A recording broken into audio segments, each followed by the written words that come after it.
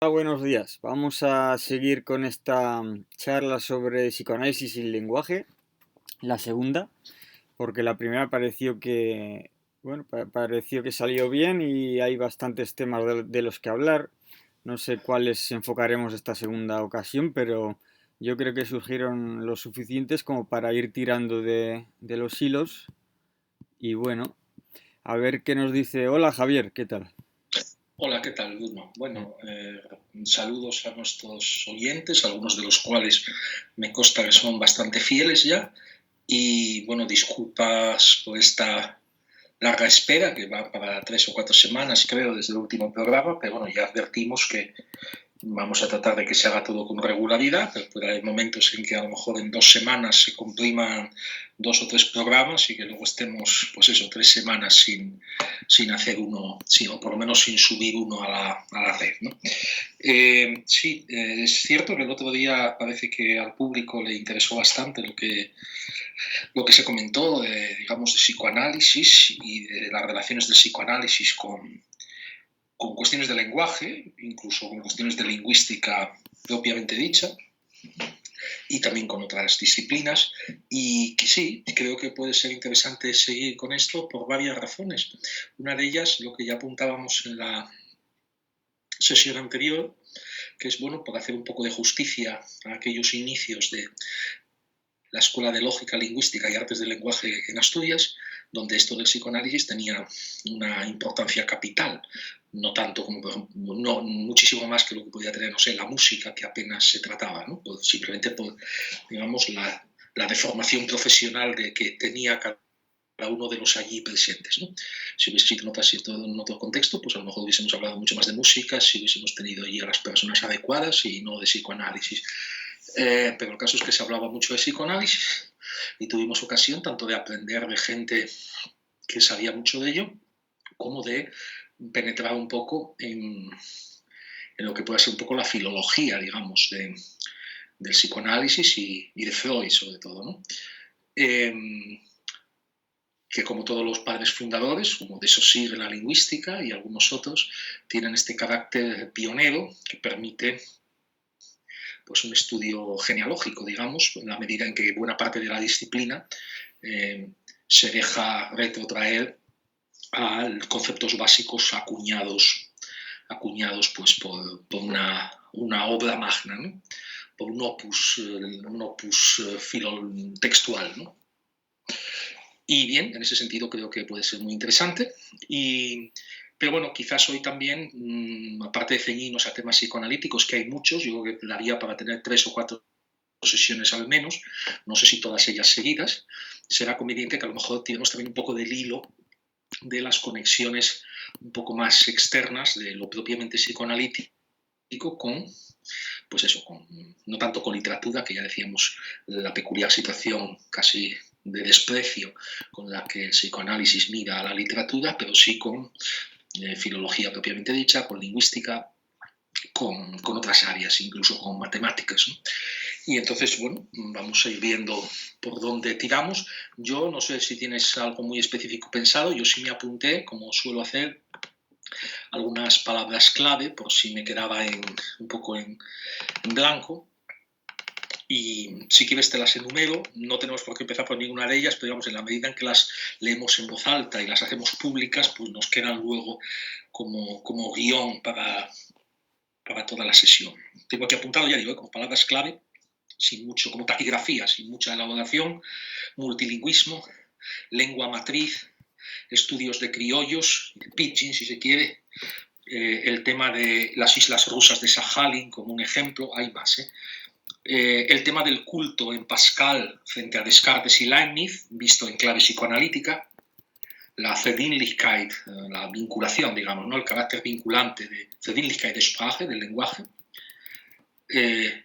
elementos como eso de que los niños que cruzan los dedos cuando dicen o no mentiras, lo vinculante, ¿no? Lo que se vive como vinculante o no en un idioma, en una persona en clave psicoanalítica, una persona multilingüe, qué elementos vive como vinculantes, no tanto ante la ley exterior, de la ley del Estado y la policía, sino a la ley interior. el psicoanálisis como escritura, Lacan, es autor del que gustas mucho, y luego, bueno, discutir cuestiones que parecen externas, pero que son bastante profundas, el tema de los auriculares y el que no tengamos realmente nada semejante con el ojo. Digamos que el hacer un estudio un poco más pormenorizado, sin entrar en las sinestesias quizás, pero sí de los órganos fundamentales, igual que decía Agustín García Calvo, acercamiento al lenguaje por vía del oído, frente al acercamiento, digamos, por vía visual. Hay desde luego ¿qué acercamiento hay en el psicoanálisis al inconsciente? Desde luego el elemento de relato, ¿no? El diálogo que hay entre paciente y psicoanalista, que no se ve directamente, está en el diván y le da la espalda, y por tanto el vínculo inicial es el de la palabra, pero se supone que hay un elemento de voilà, ¿no? De mostración, como si se estuviese mostrando, digamos, la película sobre la pared, digamos, como si los dos pudieran ver la película de una escena traumática o de un episodio clave, etc., ¿no? Entonces, ¿en qué medida hay, digamos, un acercamiento por vía del ojo? Y en relación con esto, pues eso, el psicoanálisis como escritura, la informática como escritura, para quienes creen que la tecnología moderna nos supone una ruptura fundamental con la escritura, y podemos hablar pues cosas como las pantallas de la tablet o todo esto, en los ordenadores, en qué medida eso nos acerca o nos separa o en qué medida son sustancialmente diferentes de la escritura, que muchas veces hay una fascinación tecnológica que no ha pensado a fondo lo que es la escritura. Y el psicoanálisis, en cierto sentido, sí lo ha visto bastante bien. Y luego, bueno, las cuestiones de negación lógica, que es la que realmente trata el psicoanálisis sobre todo, frente a lo que podemos llamar una negación topológica, y esta segunda está evidentemente mucho más vinculada a elementos que entroncan además con lo que habíamos hablado de las minorías lingüísticas, étnicas, etcétera, en el Imperio Austrohúngaro, con lo que son las experiencias de exclusión, marginación, etcétera, que no es tanto un no lógico el que recibes, sino un no espacial, de tú aquí no entras o este espacio no puedes atravesar el umbral, como por ejemplo en Asturias todavía hay al pie o a la entrada de muchas iglesias de aldea casi, grabados que dicen que de ahí no puede, como si fuese ¿cómo se dice? Un felpudo para pisar los pies, que de ahí, a partir de su umbral, ya no pueden entrar los vaqueiros, por ejemplo, ¿no? Por poner un grupo social, ¿no? Los vaqueiros de alzada, que como vivían en los altos y se casaban entre ellos y escapaban un poco al control político de la Iglesia Católica, pues estaban mal vistos. Y quien dice esto habla de minorías, sean religiosas como los judíos, sean étnicas, lingüísticas, etc., ¿no? Y bueno, estas son un poco... Hay luego otra cuestión que son el elemento de la autoridad. Hablábamos de la interpretación de Lacan, de lo de Dostoyevsky, de si Dios ha muerto, está todo permitido o no está nada permitido. Y claro, aquí habría que hablar un poco del tema de Kojève, del magnífico libro de Kojève, sobre la idea de autoridad y las 4 ideas de autoridad que se articulan a lo largo de la historia, ¿no? Con Aristóteles, con la religión, con otras cosas, ¿no? Con el caudillo militar, etcétera, y en qué tradición de autoridad entra el psicoanálisis, ¿no? Y qué supone la muerte de la autoridad en cada una de las tradiciones de autoridad. Este sería un poco la larga introducción que hago en cuanto a temas que podemos tratar. Bien. Sí, además el libro este de Kojève sí, me lo leí yo y sí, hablaba de 4 tipos de autoridad. Uno era el caudillo, otro la paternal, otra no sé si era autoridad intelectual o algo así, y otra quizás la religiosa. Sí. El maestro, el jefe guerrero, el cura, digamos, o sea, sí, el jefe religioso, y la otra era ¿cuál era la otra? Y la otra la de la ley, la del juez. Sí.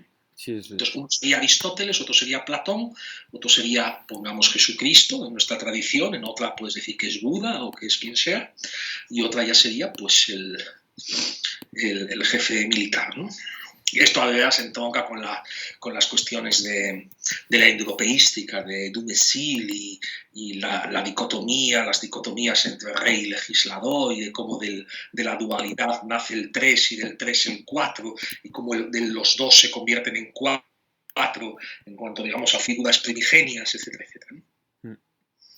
Que además Kojev fue fue el filtro por el que Lacan leyó a Hegel, además, en los cursos Sí, bueno, es sobre... que como sabes, era ruso y él estudió y siguió lecciones en Alemania y luego por motivos políticos y económicos se tuvo que marchar, primero estuvo en Alemania y luego ya se fue para París y ahí fue cuando comenzó a dar algunas conferencias en Francia, en Collège de France o en la Sorbona, etc. Y digamos que asistieron buena parte de los luego famosos intelectuales, digamos que sí, que bueno, Sartre sí es verdad que sabía alemán y que supuestamente leía Heidegger en alemán, aunque bueno, yo esas cosas las cojo con mucha cautela, pero en principio digamos que sí, que gente como Camus, Sartre, autores del teatro de lo que luego va a ser el teatro del absurdo y desde luego gente como el propio Lacan y antropólogos, etcétera, digamos, si no recuerdo mal, el propio Levi Strauss también, eh, digamos que la lectura de Hegel les viene por las conferencias en francés, leyendo, interpretando pasajes en alemán, eso sí, de ¿cómo se llama? De Coget, que luego genera cierta escuela, o sea, la interpretación, de, por ejemplo, de Jean Hippolyte, de Hegel, digamos, hijo de Coget en esa dirección, e incluso otro tipo de estudiosos, por ejemplo, de Pierre Robin, que de Aristóteles, pues siguen también, digamos, viven también, digamos, vienen de esa rama, digamos, ¿no?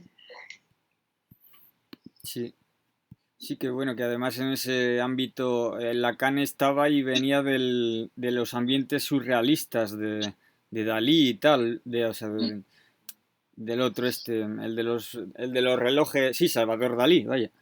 Sí. Que además el primer método que patentó entre comillas Lacan era el método paranoico crítico o algo así, ¿no? Lo llamó un poco a la manera esta Sí. surrealista de...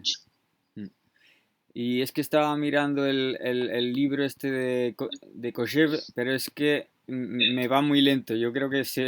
No, pues no te preocupes, no, lo decía en el sentido de que ya sabes que una de las acusaciones clásicas a Freud es la de, digamos, generar un papado, ¿no? El de ser el Sí, papa de una iglesia, y con independencia de lo que se quiera o no pensar, sí que es cierto que el principio de autoridad ahí parece más vinculado al de la tradición, cierto que una tradición recién fundada, no de hace 100 ni 1000 años, y con unos textos recién criados, pero que de alguna manera se sospecha o se establece que, aunque a pesar de las muchísimas de los muchísimos titubeos y vueltas atrás de Freud a lo largo de su vida, de modificación de las tópicas, de modificación de ciertos prejuicios de sus ideas sobre la mujer, sobre muchas cosas, la envidia pene famoso, como fue modificando ciertas cosas y matizándolas a lo largo de los años, a pesar de todo eso, de no ser realmente un cuerpo coherente de doctrina, como por otra parte tampoco lo es Aristóteles, ni lo es prácticamente nadie. solo Sin Gustavo embargo, sí Bueno que para parece, los sí, buenistas. Gustavo Bueno para sí los que, buenistas sí que lo es. y bueno, bien. Y entonces el tema es que no, de alguna manera sí que se pretende que hay una, digamos, superioridad de origen, que nace ya perfecta la doctrina, a pesar de sus imperfecciones, perfecta cuando menos en un sentido comparativo, frente a lo que pudieran proponer pues, Adler, Jung, Ferenczi o muchos otros, ¿no? A quienes se considera que aportan en cuanto, digamos, a apéndices complementarios, pero que si se independizan como cuerpo de doctrina autónomo, se convierten en herejía o en una falsa interpretación de la palabra del Señor, etcétera, etcétera, ¿no? Entonces, ese tipo de autoridad sí que parece más vinculado a la religiosa, ¿no? Sí, Aunque tiene también una parte filológica, tiene una parte filológica, que es la del maestro también, ¿no? La de en qué medida, bueno, como por Jesucristo, ¿no? En qué medida la enseñanza del maestro se refleja o se mantiene con fidelidad, justicia, etcétera, ¿no? sí que además, digamos que Lacan cuando hablaba de la autoridad de Freud, en cuanto que fundador de algo, se refería al descubrimiento de Freud. Y este descubrimiento venía a consistir en el ça parle que decía, ¿no? Esto habla. que viene, bueno, pues Sí, el ello en Freud yo creo que se dice es, ¿no? El es, que es un pronombre neutro y tal, como el sí, ello, es bueno, el ello, sí, como el ello, sí. sí. Y lo que pasa, bueno, mirando Es, en ojo, aunque él a sí, veces también usaba la palabra latina id, ich, que es también no, ah, id, en latina, sí, la sí, tercera id, persona neutra del latín. sí, sí, ¿Eh? ya, También lo usaba, pero bueno, esto digamos es un matiz filológico un poco pejiguero, por mi parte, si quieres. Por cierto, que como tontería lingüística, los primeros textos, hoy en día se dice el psicoanálisis, pero los primeros textos que traduce Ballesteros de Torres mantiene el género de la palabra en alemán y usa la psicoanálisis, la porque sigo, Analyse es femenino en sí, sí, alemán. ¿Eh? sí, sí, en francés también, además, sí. Claro. Y pues nada, como me habías preguntado a qué autoridad de las cuatro correspondería el psicoanálisis, tengo yo aquí el libro, lo leí yo en PDF y lo tengo subrayado y ahí lo tengo respondido. Así, Voy a enumerar los cuatro tipos. La primera era la autoridad del padre sobre el hijo. así, Y ahí a esta primera nota una nota sobre la autoridad del muerto, ¿no? La de los muertos, pues el padre, o sea, quiero decir que el muerto no tiene fuerza, está muerto. Pues al sí, igual pero el Claudel lo padre, asocia con cuatro escuelas filosóficas. ¿Eh? Si no recuerdo mal, uno es Platón, otro es Aristóteles, otro es Santo Tomás, y no recuerdo quién era el cuarto, pero te quiero decir que él habla de cuatro grandes filósofos en relación con las autoridades. ¿Eh? sí, sí, solo que en otro lugar, o sea, porque primero enumera los cuatro y luego da los ejemplos. O sea, aquí no lo tengo no lo tengo, pero sí. Luego habla de la autoridad. Vamos, entonces, como para querer decir que se está hablando de autoridad y no de fuerza física, pues da el ejemplo de los muertos, ¿no? De los ancestros. El Sí, padre, pues aunque esté vivo, no tiene por qué ejercer la autoridad con el bastón, ¿no? Dando palos, sino que ya de por sí, pues eso. Luego el segundo era la autoridad del amo sobre el esclavo. Ahí sí. da los cuatro tipos. Es que en el primero da variantes, aquí da variantes. Sí, que es Dice, gen y que en el fondo podría sostenerse en ciertas áreas, que en ciertas áreas la lucha de la transferencia de la situación psicoanalítica tiene algo de relación amo-esclavo, pero bueno, eso es otra sí, cuestión. pues en el del padre, como variantes, dice que es aquellas que surgen de un distanciamiento entre edades, o sea, los viejos frente a los jóvenes. Luego los de la tradición, aquellos que posean la tradición. Luego los de el testamento, los muertos. Y Sí, luego el autor con respecto a su obra. Solo que, claro, la obra no responde a la. Sí, responde al autor, pero. Pero no es un ente viviente, entonces pues no responde de la misma manera. Luego en la segunda. es cierto, pero incluso legalmente ante ciertos conflictos que se pudieran dar, aunque es cierto que tú no controlas el éxito de tu obra ni la influencia, sí que en tanto que autor vivo con derechos de autor puedes pararle los pies a determinadas interpretaciones totalmente Sí, descarriadas, a intentos de apropiación intelectual por parte de oportunistas, etcétera, etcétera. Quiere decir que, en último término, por decirlo así, aunque es verdad que hay otra parte en que esto es falso, ¿no? Porque uno tampoco sabe por qué ha escrito lo que ha escrito a un claro. cierto nivel profundo, pero sí que es cierto que frente, digamos, a una conferencia en la que te pones a exponer tus ideas, que a lo mejor ese día lo haces con torpeza, puede ser, ¿no? Y ya te aparece algún listillo que a lo mejor te ha leído algo, o todo, ¿no? Pero te ha leído tu obra y te quiere decir lo que tú dices al respecto, pues no me va usted a enseñar o decirme a mí lo que yo pienso sobre eso en Claro, claro. concreto.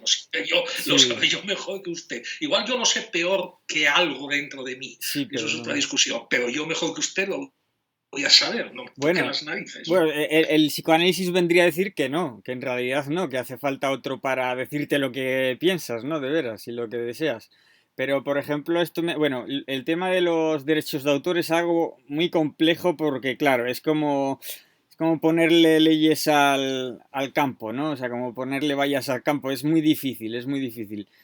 Y, pero me recordaba esto a Didier Raoult, el mejor epidemiólogo de Francia y casi de Europa, que está ahora con el tema con el tema del virus, ¿no? Y de la pandemia, pues le acusan de haberse confundido desde que empezó a hablar, prácticamente. O sea, desde que empezó a hablar coronavirus se habría estado confundiendo.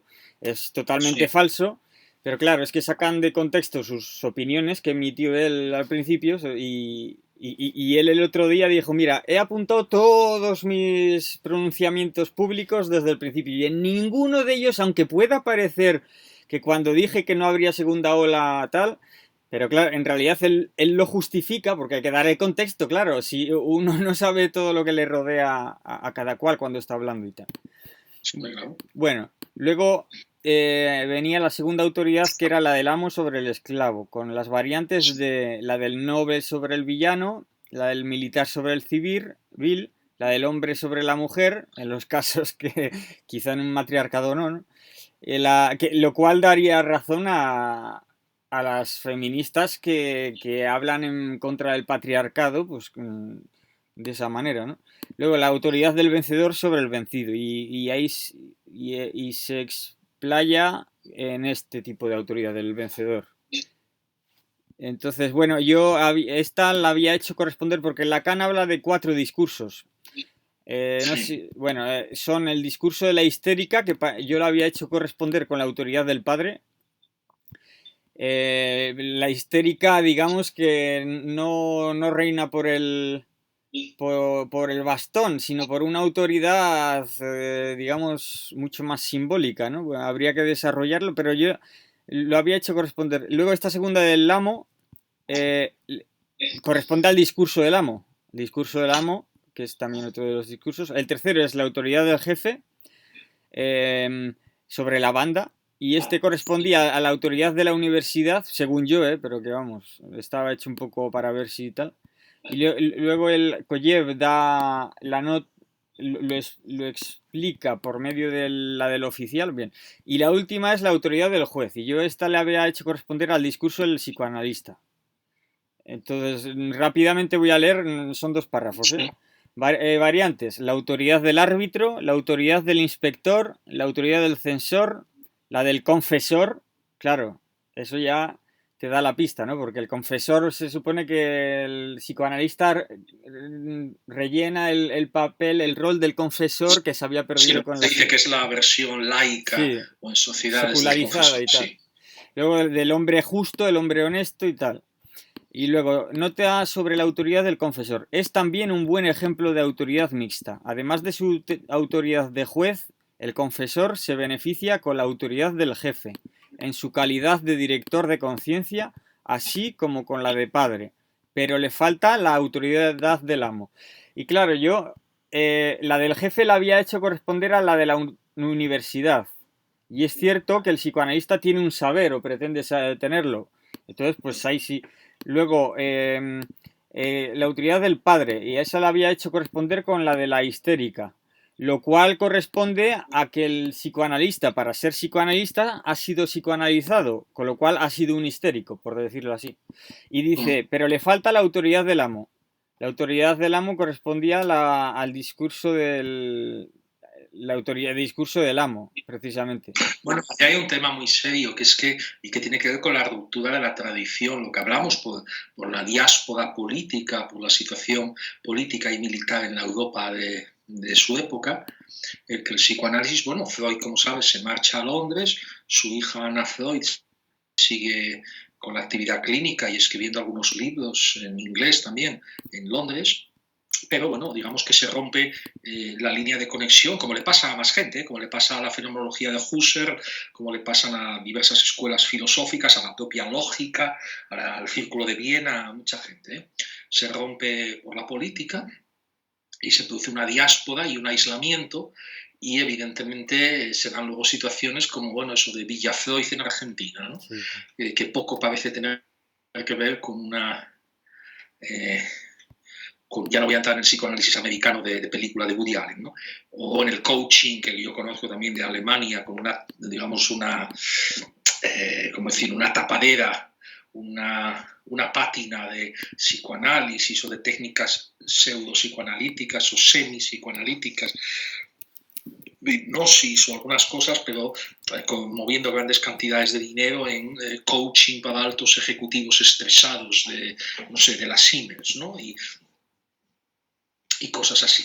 Entonces, como digamos formas de reinserción a la productividad socioeconómica de la sociedad, ¿no? Entonces, hay un tema que es el de que, digamos, por usar un término religioso, el de, digamos, Jesucristo y los 12 discípulos, el que de alguna manera luego tengas o no relación con alguno de los discípulos, el que hay una conexión directa, que en el psicoanálisis parece que se rompe y que en el momento en que ya no tienes, digamos, acceso a la dirección, digamos, y a la castración ejecutada por el propio Freud, parece que pierde fuerza el propio discurso del psicoanalista y su propia potencia terapéutica, no sé cómo decirlo, ¿no? ¿Me explico? Sí, sí. Sí, bueno, la Por verdad cierto, es que... los 4 tipos de autoridad, pues como nota irónica, esto se presta mucho a interpretaciones o bien hegelianas o bien chuscas, o ambas cosas. Y Kojève, como sabes, en uno de estos consideraba que que el culmen de todas estas autoridades, digamos, sobre la tierra, digamos, la persona que más autoridades, más cercana a la plenitud de estas autoridades reunía en su persona era el camarada Stalin, ¿no? O sea, que desde luego con la lógica del vencedor y la del amo y el vencedor, eso lo tenía claro, ¿no? Militarmente, dando las Verlesungen en Alemania, pero bueno, eso como pie de página un poco Bueno, idónico. pero por entonces no sé yo cuántos estaban al tanto de la política de purgas de Stalin. Igual se le podía... No, es en los años 40, ¿eh? Kojève esto lo da en el año... Las conferencias en Francia son del año 41, 40, Sí. 42, 43. No, bueno, al salir o al acabar la guerra. No me acuerdo si fue ya con el gobierno de Vichy, no te lo sabría decir, pero desde luego fue al acabar la guerra. O sea, no es en 1920, es en 1944, 45, por ahí, ¿eh? O 47, no me acuerdo ahora. Sí, porque las purgas fueron de los años 30, 32 a 40, por ahí igual, ¿no? Sí, hombre, lo que pasa es que, bueno, en Occidente se conocieron, por lo menos los intelectuales de Occidente, otra cosa son los rusos emigrados, ¿no? Pero los intelectuales orgánicos las conocieron bastante tarde, ¿sí? O hicieron que las conocieron bastante tarde. Sí. Pues sí, hablando de la autoridad del juez, pues sí, parece que corresponde a la del psicoanalista en el sentido de que es el juez más que, vamos, es una autoridad pero que se apoya en una investigación, ¿no? Investigación justa y por lo tanto a priori neutra. El psicoanalista está ahí, digamos, pues que neutra, como un personaje neutral que se va a enfrentar con los fantasmas del paciente, pero que en Sí. principio pues está ahí desde el desinterés más absoluto que se gana o se justifica mediante el pago de las, digamos, ¿cómo se dice? De las séances, me sale en francés, ¿no? Sí, del Entonces, dinero. Sí, sí, lo cual plantea otro problema, sin entrar ya en la cuestión del dinero como mierda, sí, como sí, sí. caca, ¿no? De la cuestión genealógica del niño, sino que esto entronca con una cuestión decisiva que se plantea además en otras disciplinas, en la propia lingüística. Hay quien le da una solución bastante clara, como Helmsley o el danés, ¿no? De que sí que finalmente se llega a unos átomos y a un número, digamos, finito de unidades dentro de cada categoría, pero hay quien no. Y es la cuestión de, por referirme a un artículo muy famoso del propio Freud, de si el análisis, en este caso el psicoanálisis, pero esto valdría para otro tipo de análisis, el lingüístico, el político, el que sea, si el análisis es terminable o interminable.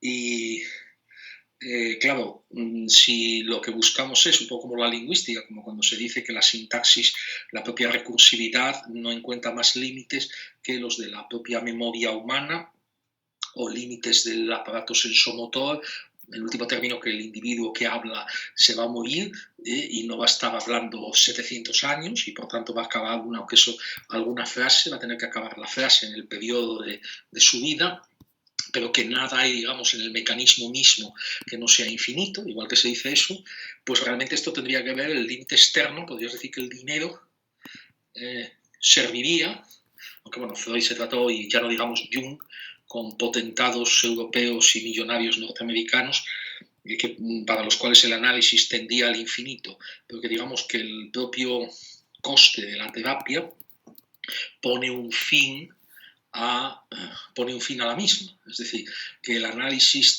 tendría que ser terminable porque el dinero acaba siendo terminable. No sé si me explico, ¿no? Sí,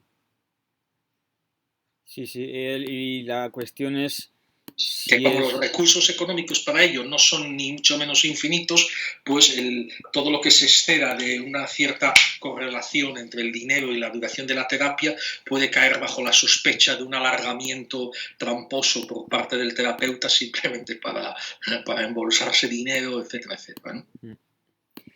Sí, sí. Lo que pasa es que, claro, si es terminable o interminable, el criterio se podría poner en la cura en el diagnóstico. Y lo que pasa es que en Freud, o por lo menos en un primer Freud, porque luego se lo pregunta, ¿no? Pero precisamente de ahí ese interrogante en su libro o artículo de psicoanálisis terminable o interminable.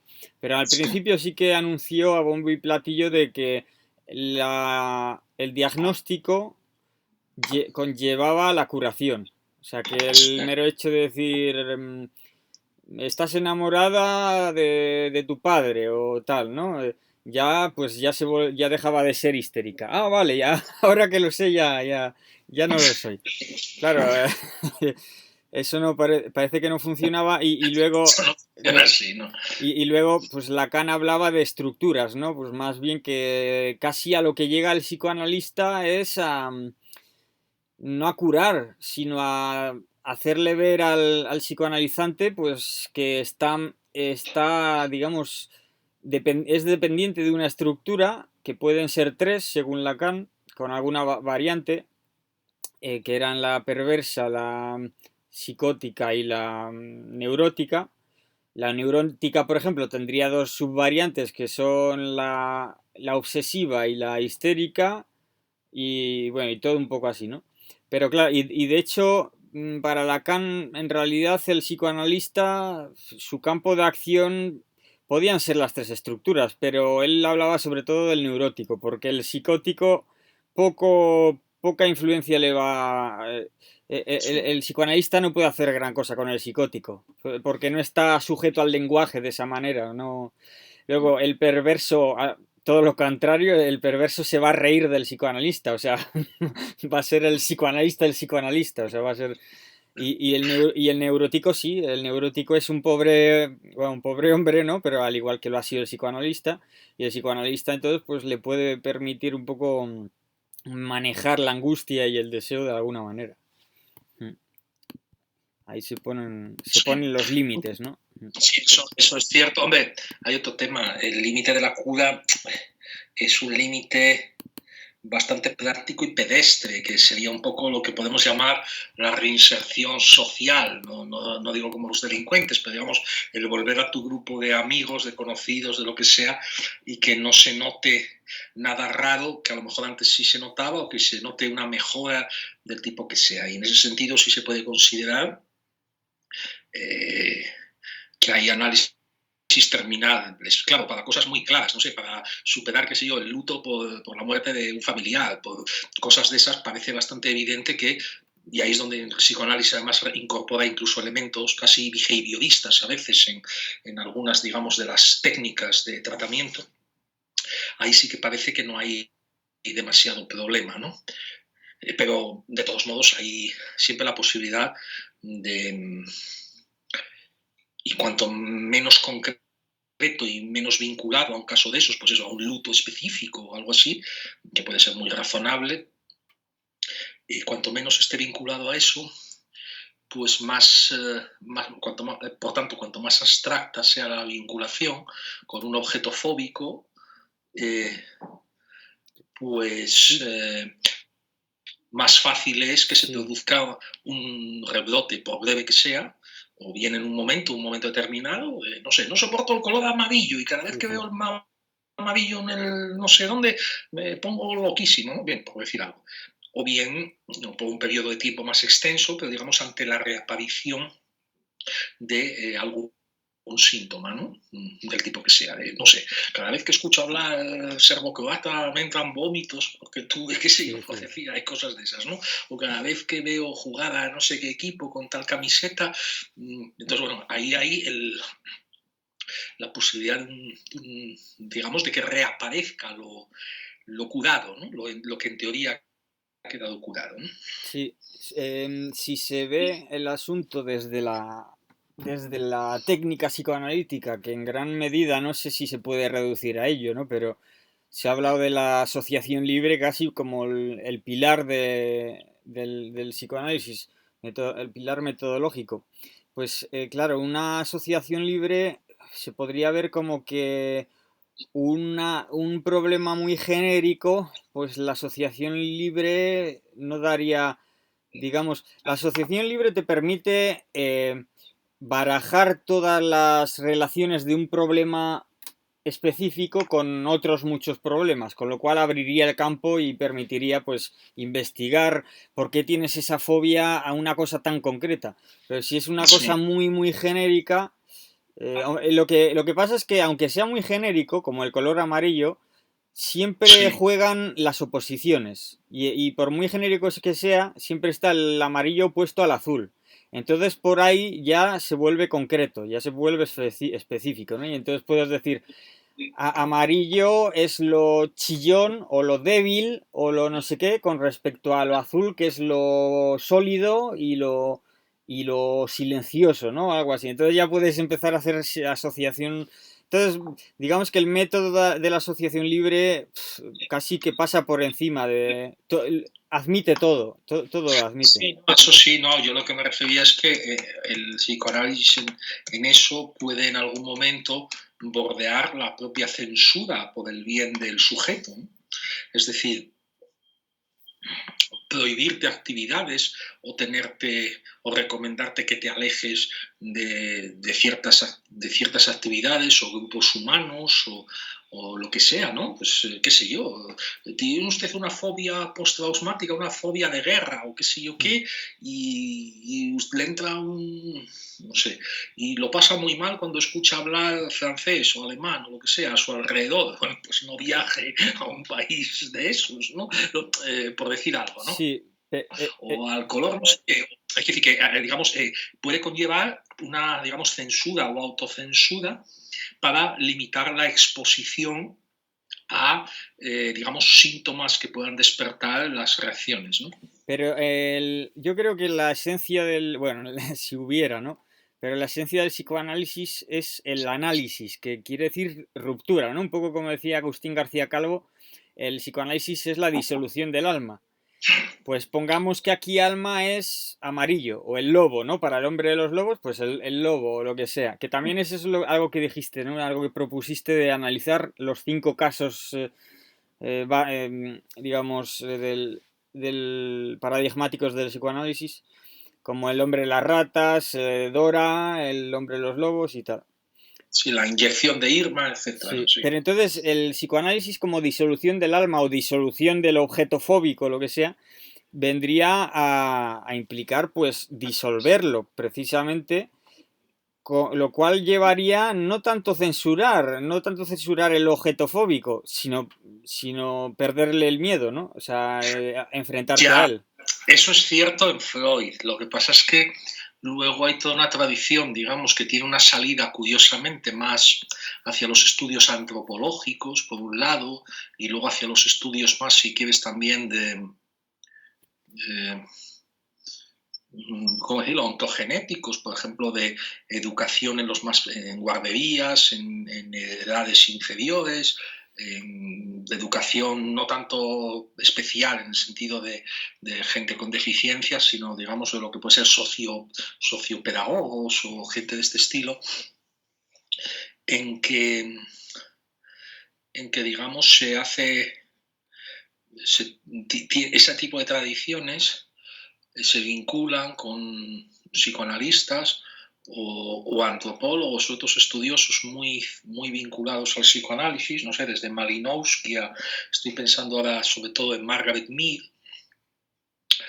y Margaret Mead en general otras mujeres como Karen Horney y otras, lo que comentan es que, o sea, desarrollan, por ejemplo, Margaret Mead, si no me equivoco, era, ¿no?, la que lo desarrollaba. No, Margaret Mead no está ahí. Melanie Klein, perdón, Melanie Klein. Sí, la otra es antropóloga.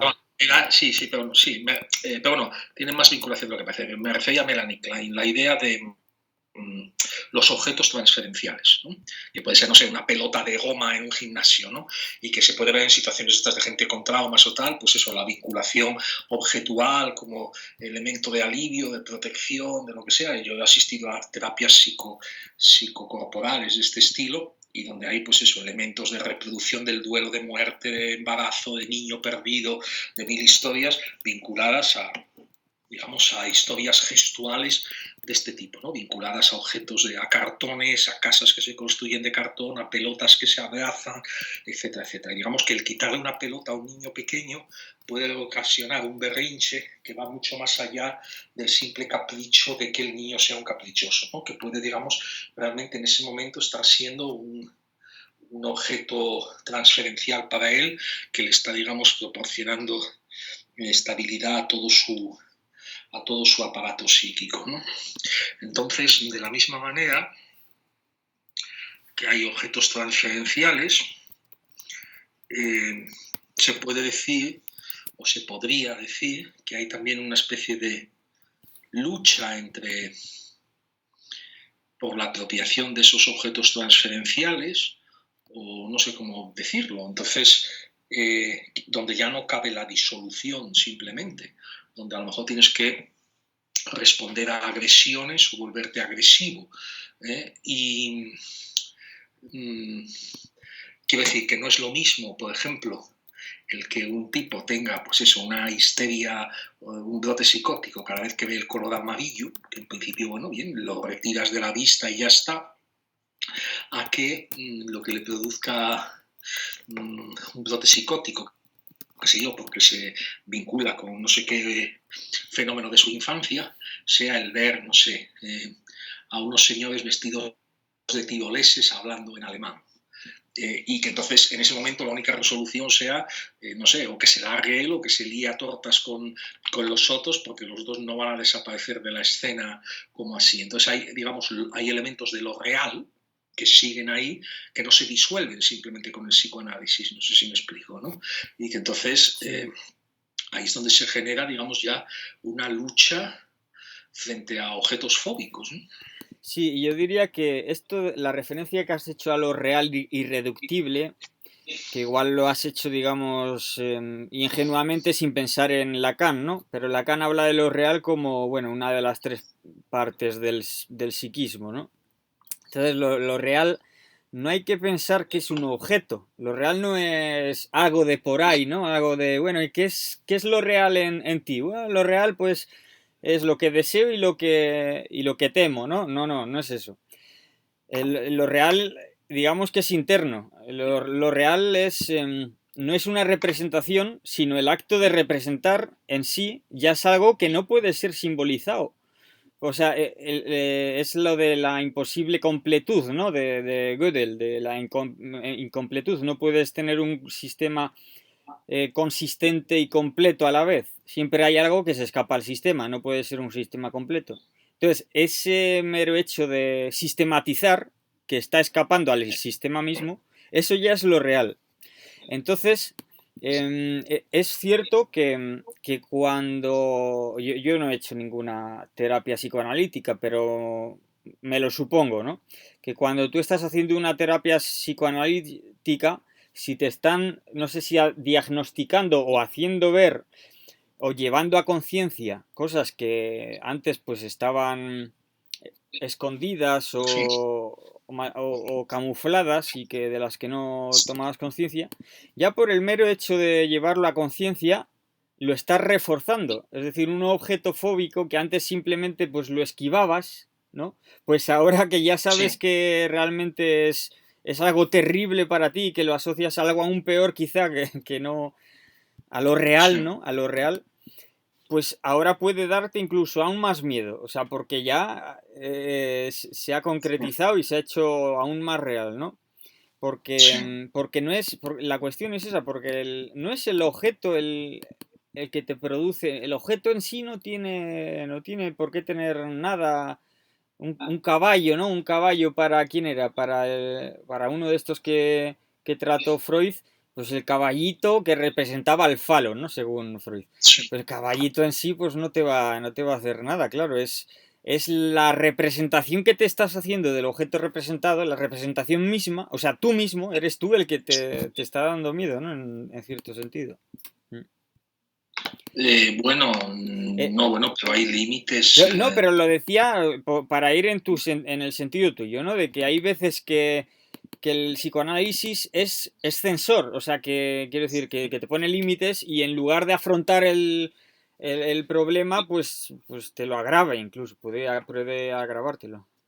Sí, bueno, o tenerte que, digamos, hacer consciente de que debes desarrollar estrategias, lo que decíamos, Vermeidungsstrategien, ¿no? Sí, Estrategias de de evitación. evitación, de evitamiento, de no pasar por la calle donde vivía esa ex, o no, qué sé yo, no juntarse con los del grupo no sé qué, porque, o con los que hablan tal idioma, o con los que practican piraguas, qué sé yo, o sea, con lo que toque según la trayectoria de cada cual, ¿no? Pero claro, pero es que hay límites, es decir, voy a ponerte un caso, no sé, por exagerar, aunque esto son cosas más bien de entreguerras, ¿no? Pero vamos a suponer una situación en el año, no sé, 40 y pico. ¿Usted qué le pasa? No, yo soy, no sé, huérfano de Bielorrusia y odio que se hable alemán a mi alrededor y tal. Claro, mi abuelo murió en la batalla de Berlín y tal, mi padre. Entonces, claro, eh, una situación de estas, donde digamos se junta, donde digamos hay una vinculación sociopolítica de primerísimo orden, parece irreductible. O sea, tú ¿qué le vas a poder decir? Tío, bueno, pues apártese de estos o mátelos, pero no hay punto entre medias. No sé cómo, no le vas a decir que se vaya al Goethe Institut a examinarse, no sé cómo decirte, ¿no? Entonces, hay situaciones, y bueno, esto se ve con los traumas de guerra, con muchas historias, ¿no? En que es muy complicado el navegar eso, ¿no? Sí que No son los casos que yo haya podido ver a mi alrededor, ¿no? Que son, bueno, no dejan de ser, digamos, caprichos de sociedad opulenta, ¿no?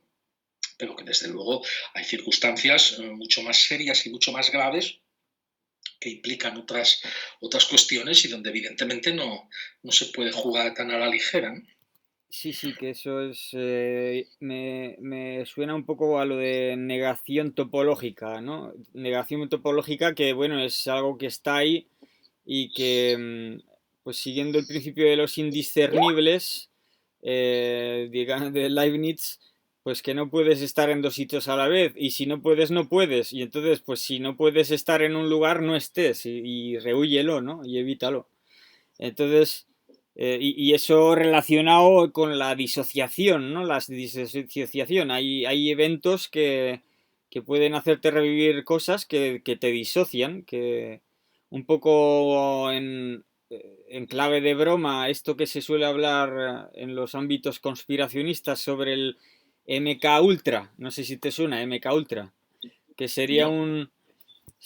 bueno, debe ser cierto, ¿eh? Quiero decir, son métodos que se han utilizado en servicios de inteligencia de los Estados Unidos para tratar pues, a delincuentes o a gente, a espías o en interrogatorios o lo que sea, ¿no? Para intentar disociar la mente, la mente, no, disociar la personalidad del sujeto al que se está interrogando o torturando pues Sí, de manera, pues una tortura psíquica, ¿no?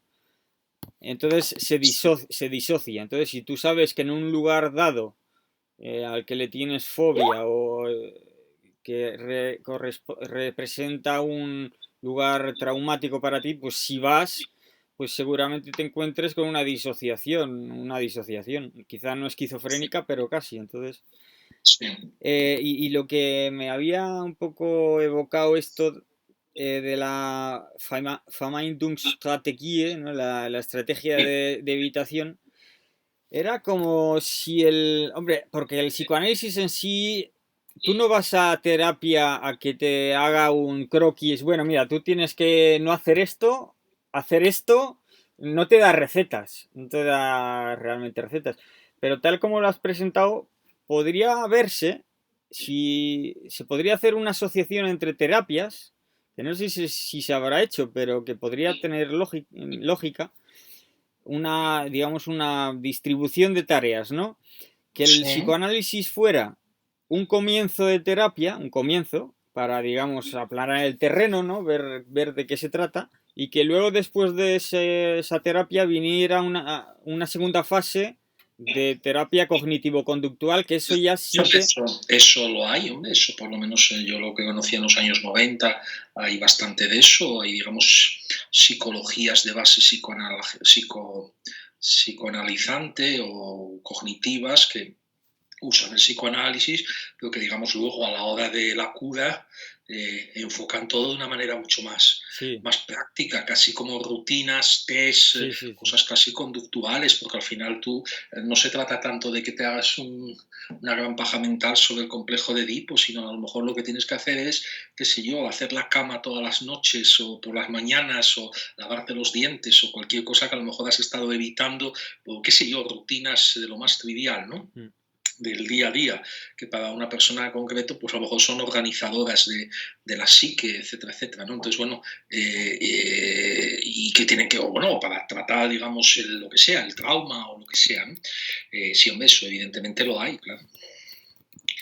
Sí, sí. Que... Ten en cuenta que además, por ejemplo, por ejemplo, la escuela inglesa de esto, aparte que se trató mucho, bueno, el propio Freud trató con que por entonces se negaba que hubiera, ¿no? Todo el tema de los traumas de guerra, los estrés postraumáticos, todo eso, que a día de hoy está totalmente calibrado, pues en su momento no.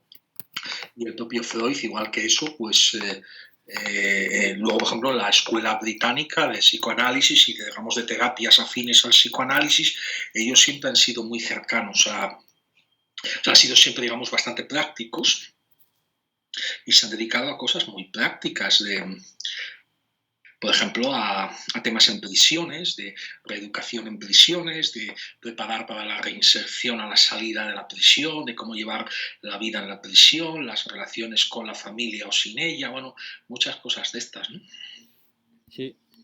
Y para relacionar con el tema del psicoanálisis como alter ego del confesor, como digamos vicisitud de la secularización, ¿no? Como evento de la... Pues claro, en ese sentido, si antes estábamos repletos, cada sociedad tenía sus ritos de paso, que marcaban todos los puntos clave de la vida de las personas, pues ahora es cierto que se van perdiendo, tanto en gran medida no solo por la laicización de la sociedad, ¿no? La secularización, sino por los procesos industriales que han venido a marcar nuestras Sí, vidas y a lisarlas, ¿no? O sea, a hacerlas perder su morfología, porque ahora uno está solicitado por todos lados, no se sabe por qué ni para qué, pero bueno, o sea, sí que digamos que el placer inmediato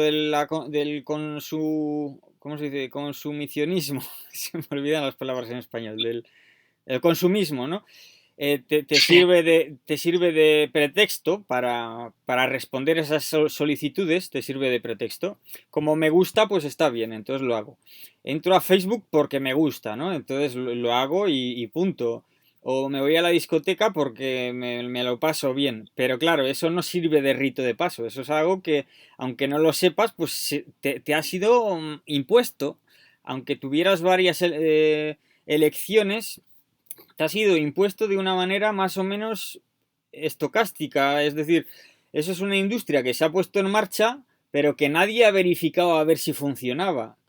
Del modo contrario, como sí que se ha verificado durante siglos ciertos ritos de paso, como pues yo qué sé, el paso a la adolescencia, en gitanas, qué sé yo, ¿no? Ver si tiene el himen, cosas de estas, ¿no? Eso sí, más o menos tenía su lógica. Ahora, pues el ir todas las semanas a la discoteca, que ya no se puede, por cierto, pues es algo que se ha hecho un poco improvisado. Entonces, Sí, sí que parece que estas terapias, yo, porque lo estoy enfocando desde el punto de vista de por qué ha surgido la ciencia de la psicología, no ya el psicoanálisis, ¿no? ¿De dónde surge? En el siglo XIX, ¿por qué Wilhelm Wundt se pone a hacer laboratorios y todas estas historias? Pues yo creo que en parte por eso la secularización y la industrialización, que hacen que no es que falten cosas que hacer, sino que hay demasiadas, pero que carecen de esa estructuración de los ritos de paso que estaban más estructurados, ya sea aunque fueran supersticiones o no, eso es casi lo de menos, ¿no? Entonces,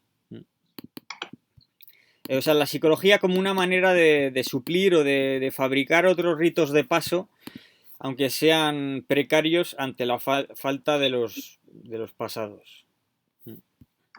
bien. No sé qué más cosas querías Pues comentar sobre, perdón, sobre algunas de estas cuestiones de psicoanálisis o prefieres que saque yo alguna cosa, no lo sé. sí, habías propuesto varias. Habías hablado de multilingüismo, de matriz de no sé qué, de los pidgin, Sayalin o no sé qué. Sí, lo que... Sí, bueno, a ver por dónde enfocarlo. Quizás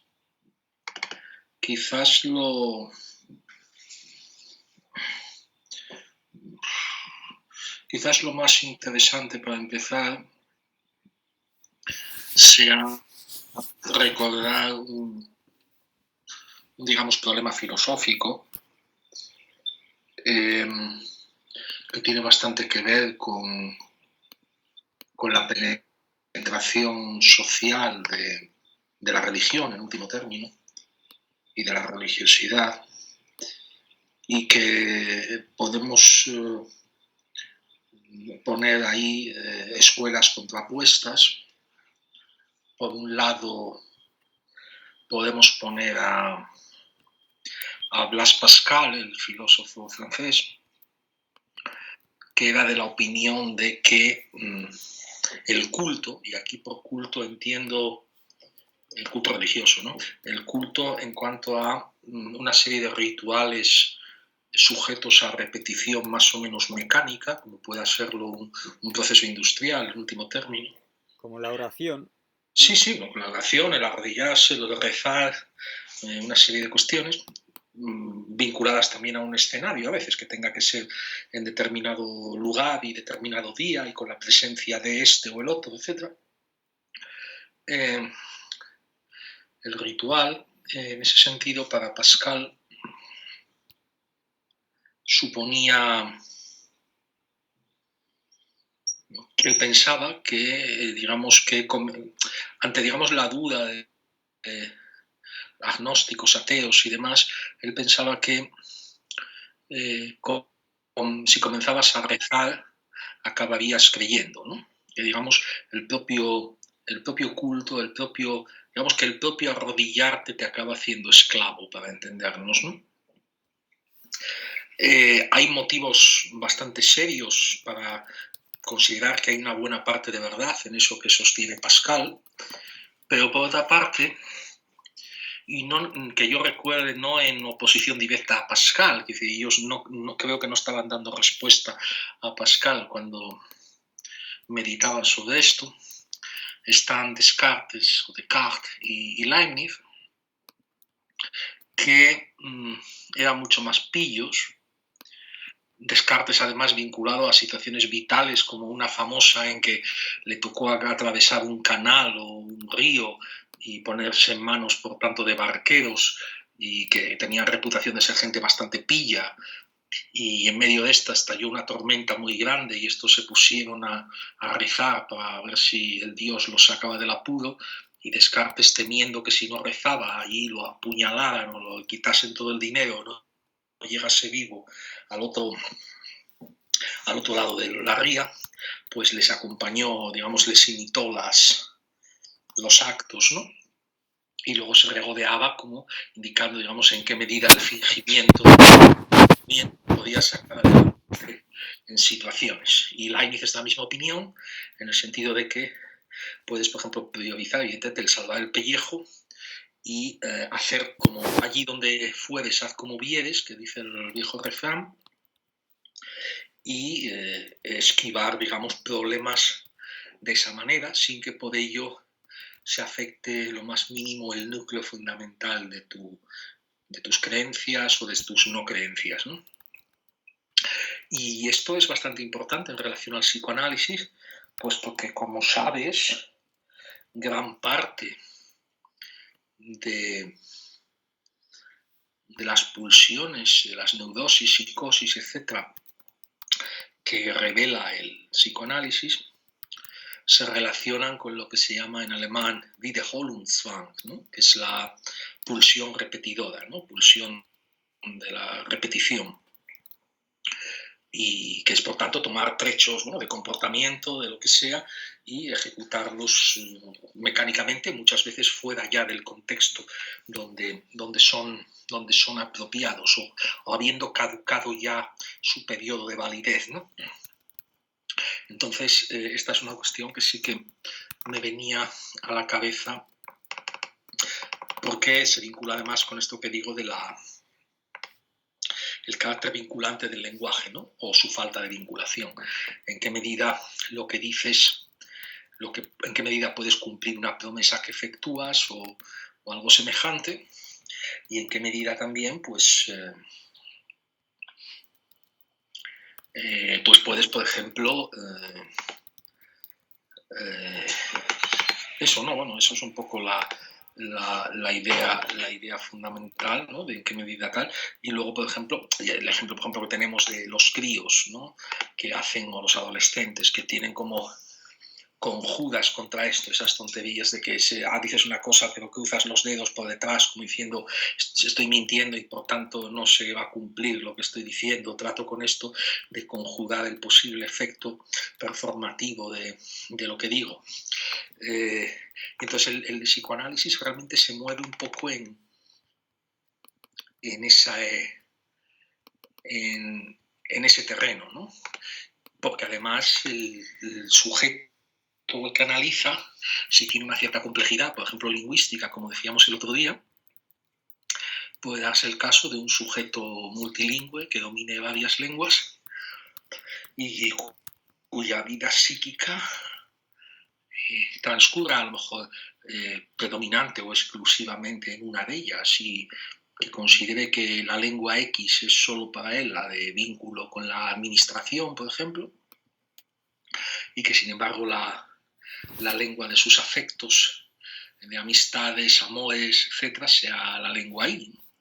Y por tanto, digamos, hay una lengua que vincula y que es la que cuenta a cierta esfera, y otra que es la de hacer el paripé, ¿no?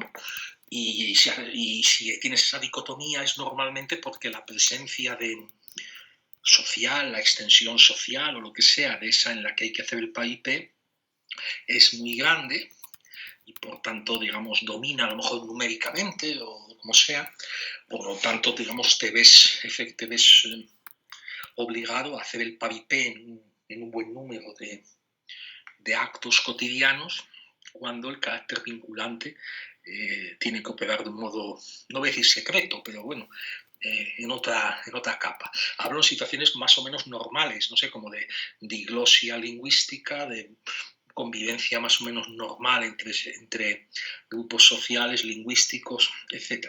Ya no voy a entrar en situaciones donde hay una persecución religiosa de la Inquisición o cosas de ese estilo, ¿no? Que evidentemente trastocan por completo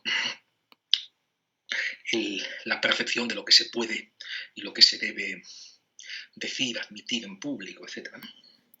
Sí. Esto, a mí se me ocurre mucho esto, relacionarlo con varias nociones que he apuntado aquí. Esto de hacer el paripé, que derivaría de una compartimentalización de los aspectos de la vida y de los roles que se adoptan en una sociedad. Hay gente que vive en unos ambientes y otras en otros, y luego cuando se está en común, pues hay que adoptar fórmulas de compromiso, ¿no? Pues digamos que las figuras que mejor se adaptan a esto quizás sean las del pedante en ocasiones, ¿no? El pedante o el dandy, el snob, quizá, ¿no? Pero esto en el sentido peyorativo, porque no tiene por qué ser peyorativo. Luego en el ameliorativo estarían pues, las fórmulas de cortesía que todo el mundo aprecia. Es decir, la cortesía es una manera de hacer el paripé, si se quiere, pero con elegancia, ¿no? No, pero yo no me refiero a eso, que eso puede ser parte de, digamos, los códigos de buena conducta más o menos generalizados de unas generaciones a esta parte. No me refiero tanto a eso, sino, o sea, no tanto, digamos, a un choque, vamos a decir, de modales de clase, por así decir, sino el que dentro de esa misma, si quieres, clase social, se den situaciones donde, lo que te decía el otro día, por poner un ejemplo un poco trivial, de estos de Imperio Austrohúngaro, de una damisela que procede, no sé, de Eslovenia, de familia, qué sé yo, agraria, y que al final se casa en Viena con un doctor o un abogado de buena reputación y lleva una vida muy, muy holgada y eh, en el fondo no, pues bueno, eso es un pavipé para ella en ciertos ámbitos y luego, sin embargo, pues eso, pues digamos, con su marido es frígida y con el jardinero polaco todo lo contrario, ¿no? Por decir algo, por poner la lengua como un elemento separador, ¿no? En qué medida puede estar, por ejemplo, la excitación vinculada al paisaje de una infancia y a una lengua, etcétera, etcétera, ¿no? Hay muchas más cosas que la lengua, pero vamos, lo pongo como que, porque es un síntoma bastante visible y fehaciente, ¿no? Entonces, bueno, me refiero un poco más a ese tipo de situaciones, ¿no? Sí, sí, sí, ¿Mm? sí, eso digamos que es un caso más concreto, ¿no? Porque en el caso eso, pues de una pareja, un matrimonio en el que los caracteres son incompatibles o, claro, pues se dan situaciones como esa que has dicho del jardinero que son bastante más, que dan más juego que la Bueno, figura del... o quien te dice eso, te dice, no sé, un matrimonio que ha pasado por varios traslados de domicilio, por motivos, no sé, personales o profesionales de uno de los miembros de la familia o de los dos, y que tiene varios hijos y que cada uno de ellos ha nacido en un lugar diferente, sea de una región más o menos pequeña o sea incluso con una distancia espacial mucho más grande, ¿no? Dependiendo de en qué ámbito se mueva esa familia, de que uno haya nacido en París y el otro en Viena, ¿no? Por decir algo. Y eso evidentemente configura pues, todos los afectos, más allá, digamos, de los prototipos edípicos tradicionales, configura todos los afectos del tipo de, bueno, de los afectos, por ejemplo, de que mamá esté más cercana al segundo hijo porque compartieron tal espacio donde vivían juntos mientras el marido trabajaba y volvía solo los fines de semana en el carromat, por decir algo, ¿no? Y mientras que el papá está más vinculado a la pequeña porque qué sé yo qué, bueno, ese tipo de cosas, ¿no? Entonces, eso, bueno, forma parte de las configuraciones, digamos, de lo que se llama novela familiar en muchas familias, ¿no? Sí, sí. Sí, la constelación, a veces también lo de novela Sí, familiar es de Freud, pero luego ha habido, no sé si había una psicología que no recuerdo su nombre, que era la de las constelaciones familiares, ¿no? sí, la También palabra esta constelación se usa mucho para estas cosas en la lengua alemana por influencia de la,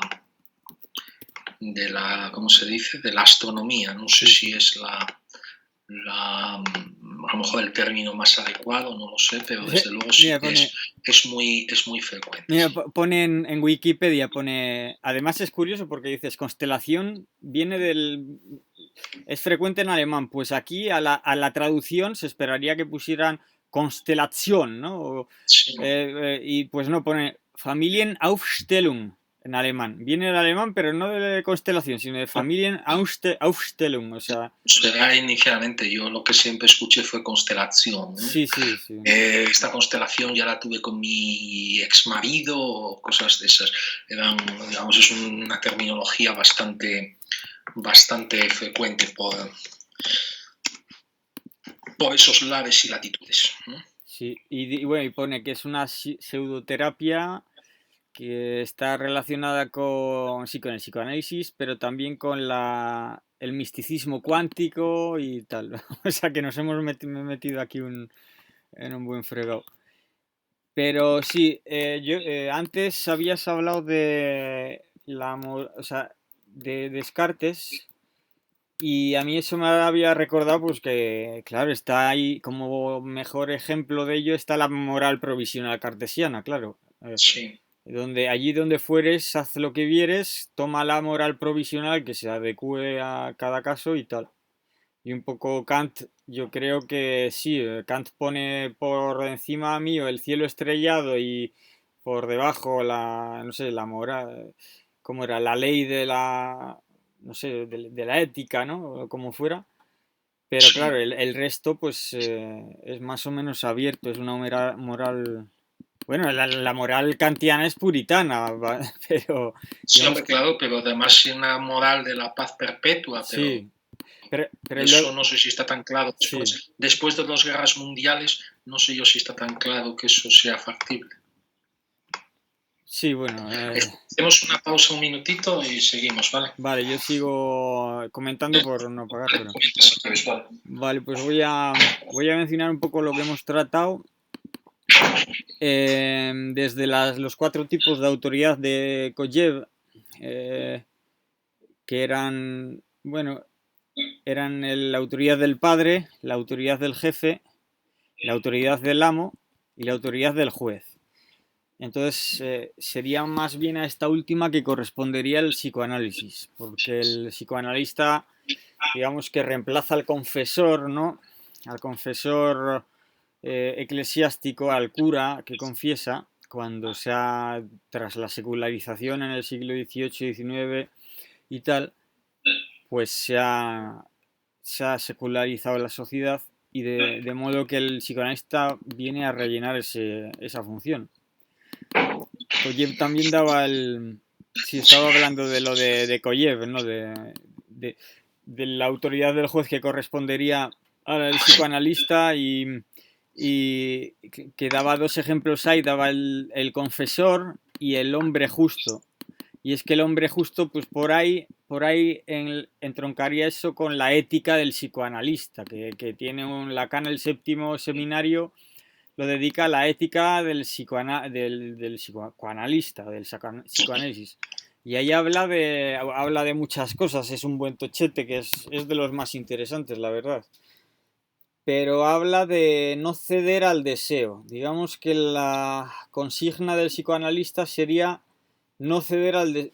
Luego lo matiza, porque al deseo se ha cedido siempre. O sea, al deseo no se puede no ceder, porque ya siempre se ha cedido, ¿no?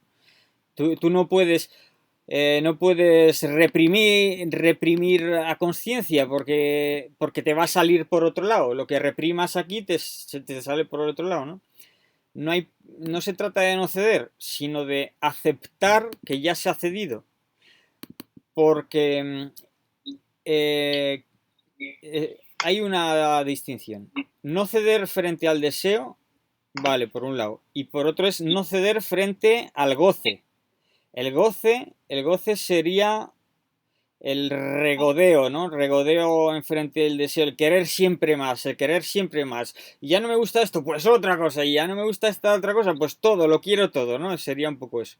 Entonces lo de Lacan de no ceder al deseo sería más bien esto contrario. No ceder al, al goce, al goce. Es decir, aceptar que ni siquiera el deseo va a satisfacerte, porque siempre vas a tener nuevos deseos que cumplir, ¿no?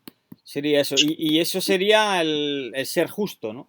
Ser justo, no se trata de un ascetismo de, pues ya no deseo, porque siempre vas a desear, porque el hecho de no querer desear ya es eso, desear no desear. O sea, el asceta también está deseando. Entonces, no, es simplemente no desearlo todo. Y saber que a veces uno desea lo que no quiere y hay cosas de estas, ¿no? O sea, Sí, no verlo de una manera fatal y tal. Eso sería, digamos, la ética del psicoanalista. sí. Y bueno, luego nada, luego habíamos estado, luego hablamos de lo de Descartes y Leibniz, lo de Pascal. Para Pascal, el culto religioso se basa en rituales repetitivos, ¿no? Y a mí eso me había recordado a Lamarck, a esto de la función hace el órgano, ¿no? El hábito hace el monje. Sí, algo de eso hay, claro. Sí. Y luego contra Descartes y Leibniz, que bueno, pues que te adaptas que no tienes por qué hacer algo repetitivo, porque digamos que el núcleo de tu persona va a estar intacto, ¿no? Entonces digamos, allí donde fueres, haz lo que vieres, sin que esto afecte a tus creencias o tal. Y sí. Luego hemos tratado lo de Wiederholungszwang, lo de la pulsión de repetición, que viene a ser esto, ¿no? Lo de que la neurosis sería repetir algo a destiempo, ¿no? Como tú tienes tu cantilena y la vas repitiendo. Algo de eso tiene, sí. Sí, sí, tendría algo así, ¿no? Como de un desfase, de un... Lo cual a mí eso me mola mucho verlo desde el aspecto musical. En música, en dirección de orquesta, el concepto básico de todos es la anacrusa. La anacrusa es cuando el director, antes de... El director no puede dar las órdenes simultáneamente al acto del ejecutor, del violinista, por ejemplo, de la orquesta. Tiene que anticiparse, tiene que hacer ta, ta, ta, ta, como hacer un movimiento justo antes, como diciendo voy a empezar, ta, ¿no? Lo que en métrica se llama anacrusis, claro. Sí, claro, eso es. Entonces, pues claro, en este contexto musical, pues ese desfase es positivo. Es decir, que esa Wiederholungszwang, ¿no? Esa pulsión de repetición puede ser positiva. Es una manera de estar, de la atención, es una manera de estar en tensión. Quiero decir, repetir algo, una manía todo el rato, es una manera de aplicar un método a tu conducta, de tener Sí, una tensión, una atención, ¿no? Puesta, que luego sí, sí, claro. que se verá contradicha, obviamente, ese es el objetivo, que se vea contradicha por ciertos eventos a los cuales responder para reinstalar esa repetición, ¿no? O sea, es como una plantilla que te permite conducirte en la vida, ¿no? Comportarte. Eso, claro, digamos, en ánimos más nerviosos o ¿cómo se diría? Afectados de los nervios, ¿no? Porque esto se decía así, la neurosis es una enfermedad de los nervios, que tengo mal los nervios. Pues como los tics, ¿no? Es algo nervioso, es algo fisiológico. Entonces eso te permite, pues eso, conducir esa tensión. Domesticar, siempre domesticarlos de alguna manera Sí, y ponerlos, digamos, a tu favor. Eso tiene algo que ver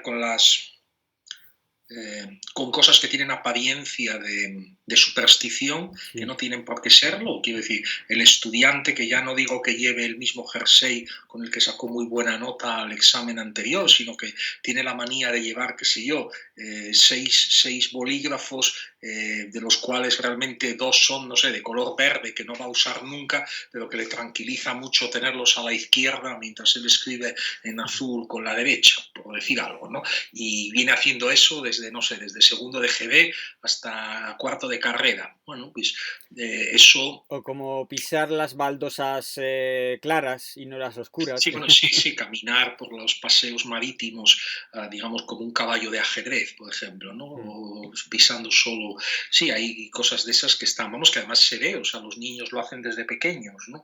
Ese tipo de juegos. O contar solo en los números impares o o mirar solo, ese tipo de cosas no pasa nada, vamos, eso está, está a la orden del día, digamos, ¿no? Es decir, no hay por qué demonizarlo tampoco, Sí, ¿no? sí. Sí, que hay máses y menos, ahí obviamente puede llegar a un punto patológico, pero en realidad es una función de oficio que se hace porque es inevitable, vamos, Sí, sí, prácticamente. no, eso no tiene mayor, no se trata tampoco de, y todo el mundo tiene de un modo u otro alguna, eso no tiene.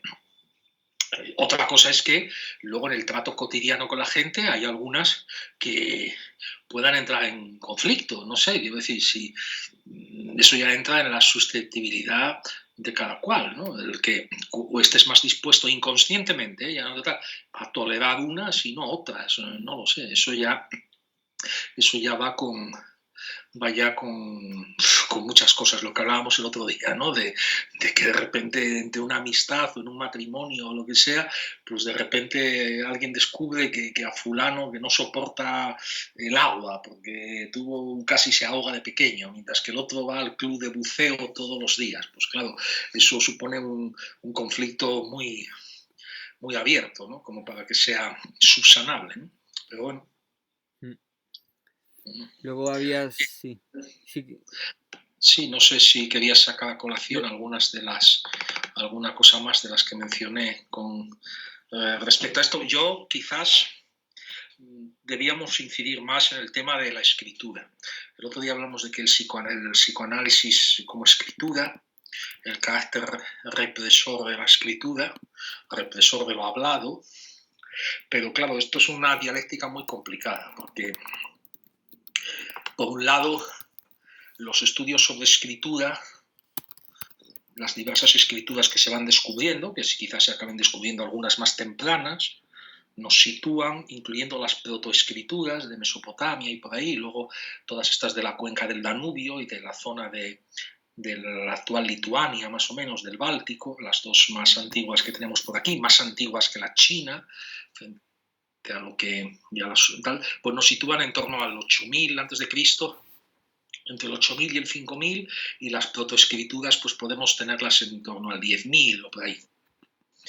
Entonces, podemos decir que solo llevamos escribiéndonos unos 10.000 años, y las investigaciones sobre el origen, digamos, del lenguaje, hace muchos años, cuando yo empezaba a estudiar estos temas, se sostenía, se fijaban en torno a los 500.000 años, digamos, antes de nuestra era. Y luego con las investigaciones más recientes de las últimas décadas, ese número ya se ha ampliado y hoy en día, no voy a decir unanimidad, pero vamos, el juicio mayoritario sitúa el origen del lenguaje en torno a 1.000.000 de años antes de Cristo, digamos, ¿no? Con lo cual tenemos una disparidad entre 10.000 años, hace 12.000, digamos, si contamos los 2.000 pocos, desde 12.000 y pico años frente a 1.000.000 de años. Es decir, hay un vacío bueno, que podemos pensar que se alargue y que a lo mejor acabemos por descubrir una escritura de hace 20.000 años, pudiera darse el caso empíricamente en algún momento, no es descartable, es incluso posible, o incluso bastante posible. Lo que no parece muy posible es que vayamos a descubrir una escritura de hace 600.000 años, ¿no? Y entonces hay un hueco ahí gigantesco entre que, digamos, los monos no peludos o los monos peludos hablamos pelones. por la tierra y lo que hemos tardado en empezar a escribirnos, ¿no? Entre lo que es la prehistoria, que no es historia, y la historia. Entonces esa ya es una contradicción muy grande entre lo escrito y lo hablado. Por otra parte, has mencionado como el carácter en el psicoanálisis, el carácter crucial de las asociaciones sonoras, por ejemplo, en el caso de la técnica psicoanalítica, ¿no? Y eso es cierto, y esas asociaciones por vía del sonido, igual que los lapsus linguae, lo que se estudia la psicopatología de la vida cotidiana, etcétera, están muy vinculados a la materia sonora del lenguaje, ¿no? A la proximidad fónica, etcétera, etcétera, ¿no? Muchos lapsus que tenemos con eso. Y los chistes juegan mucho con eso, etcétera, etcétera. Pero, por otro lado, tenemos el que, ¿cómo lo digo? Tenemos otro tipo de organización mental que no tiene que ver con el acercamiento por vía del oído, sino ya con la escritura. Ya te dije que con la escritura se crea un horizonte de posibilidad que se empieza a explorar y a explotar bastante pronto y que articula, que hoy en día, bueno, se hacen luego los árboles sintácticos y los árboles léxicos con eso, ¿no? Pero que hoy en día se organiza en forma arbórea, pero que es, digamos, el modo en que se organiza que de alguna manera está organizada nuestra memoria, en buena parte al menos, y es el orden alfabético. El orden alfabético es uno de los elementos fundamentales en que procesamos y organizamos información, y como comprenderás, se vincula ya con las letras, y aunque en algo tiene que ver con la estructura fónica, no lo es de la misma manera que la pura proximidad fónica de los términos, ¿no? De modo que la relación ahí entre escritura y lengua es bastante compleja. Y luego otra cosa sobre la que me gustaría llamar la atención, del mismo modo que tenemos esta representación bastante canónica de Dios como el ojo que todo lo ve, no sucede tanto, salvo a lo mejor en los chistes, no sé, tipo Mortadelo y Filemón sobre los espías o los grandes cotillas o algo así, con una gran oreja que intenta, quizás sería más bien el FBI más que Dios, pero que intenta escucharlo todo, ¿no? Y el acercamiento a la información vía acústica y no vía visual. Y esa es una distinción muy importante que en la organización psíquica juega un papel fundamental y por ende también en el psicoanálisis. Hay un tema técnico aquí que es muy importante señalar. Es cierto que gran parte de los avances tecnológicos de los últimos tiempos, desde los años 70 en adelante, tienen que ver con la mejora de la imagen. Televisión, diversos tipos de pantalla, de plasma, de resolución de imagen, etcétera, etcétera. Y con la propia transmisión, con la internet, velocidad de imagen, etcétera, etcétera, ¿no? Eso es indudable. Los smartphones estos que permiten grabar imágenes, escanear imágenes y con ellos generar todo tipo de actividad industrial del tipo de imprimir 3D o 1000 cosas más. Eso es un hecho. Pero eso choca con otra cosa. A ver si me explico. Es cierto que la mejora ha habido, digamos, en la dirección del ojo. Eso es cierto. No tanto en la del oído o en la de la oreja, si quieres. Pero no es menos cierto que, dejando de lado los audífonos o los implantes cocleares, que de momento no se ha inventado nada, ni parece que esté en el horizonte más cercano, y esto es algo sobre lo que pensaban pues, informáticos como los de Apple o los de Microsoft, han reflexionado muy en serio sobre esto, sus ingenieros y su gente más...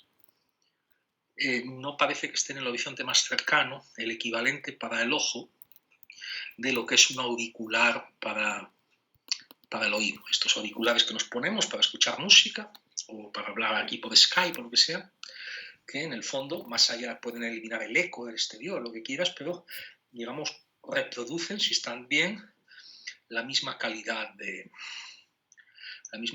perceptiva que el sonido ambiente, que el ponerlo, digamos, en un tocadiscos, en una cadena de alta fidelidad, digamos, que suene en público, ¿no? Que las ondas circulen por el aire. No hay tal aproximación, digamos, directa, monádica de aislamiento del individuo en relación a la imagen como lo hay en torno al sonido. Y esto es un elemento fundamental porque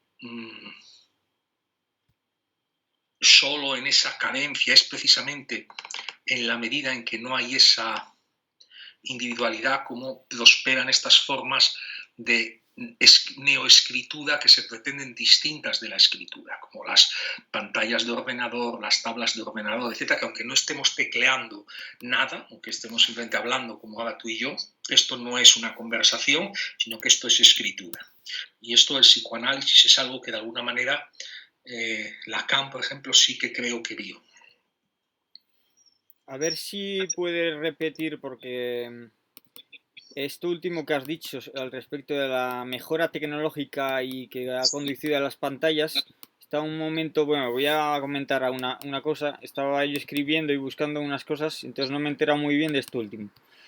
Has empezado diciendo lo Sí, bueno, del... que Bueno, sí, puedes decirlo ahora, ¿sí? ¿Sí? Bueno, que hemos asistido en las últimas décadas a una mejora enorme de todo lo que es la imagen, ¿no? Las pantallas, el plasma, etcétera, y que todo, sin embargo, en el tema del sonido, la inadecuación. Sin embargo, sigue habiendo una gran ventaja del sonido respecto a la imagen, vale, sí.